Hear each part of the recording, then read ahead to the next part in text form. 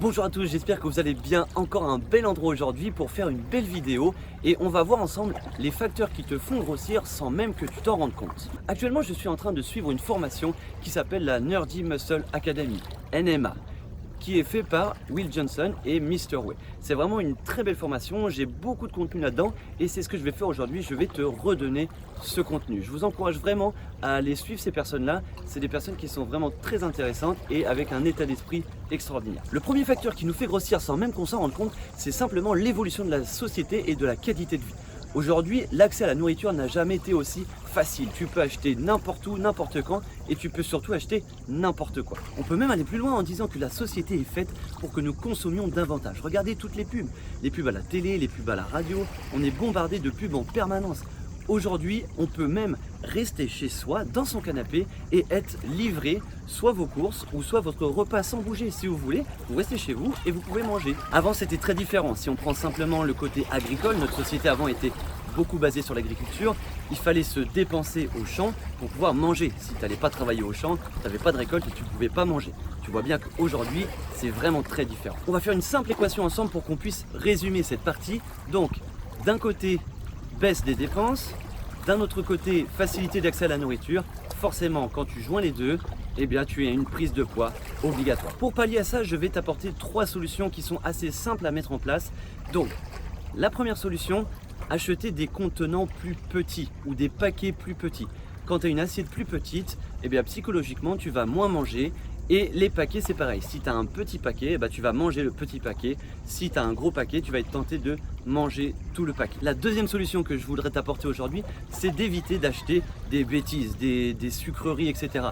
Si tu n'as pas de sucreries chez toi, tu n'es pas tenté d'en manger. Donc, achetez-en le moins possible ou alors si vous en avez acheté, essayez de les placer quelque part où c'est très difficile d'accès. Et le troisième point qu'on va voir ensemble, c'est simplement de réduire son exposition à la publicité.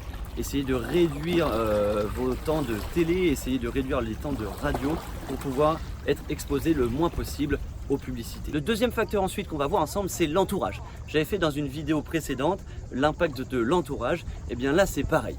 Ton entourage, en général, te fait grossir. Le dernier coup, je te disais que si tu avais des personnes qui devenaient obèses dans ton entourage, tu avais des chances de devenir obèse. Et là, si tu veux, j'ai des chiffres, d'accord? Donc, si tu as dans ton entourage une personne qui devient obèse, tu as 57% de chances de devenir toi aussi obèse. Si tes frères et sœurs deviennent obèses, tu as 40% de chances de devenir obèse. Et si ton conjoint ou ta conjointe devient obèse, eh bien tu as 37% de chances de devenir obèse. En fait, malheureusement, on modélise malgré nous les mauvais comportements alimentaires de notre entourage. C'est pour ça qu'il faut être très vigilant là-dessus. On le sait tous, la vie sociale passe par l'alimentation. Regardez en général ce qu'on fait quand on rencontre une personne qu'on n'a pas vue depuis très longtemps. On va se dire « Ah salut, ça va ?» On va s'embrasser, etc. Et on va se dire « Ah, ça fait longtemps qu'on s'est vu, quand est-ce qu'on se fait une bouffe ?» Et qu'est-ce qu'on va faire? On va se revoir, on va programmer un repas, ou on va faire un repas de fête, entre guillemets.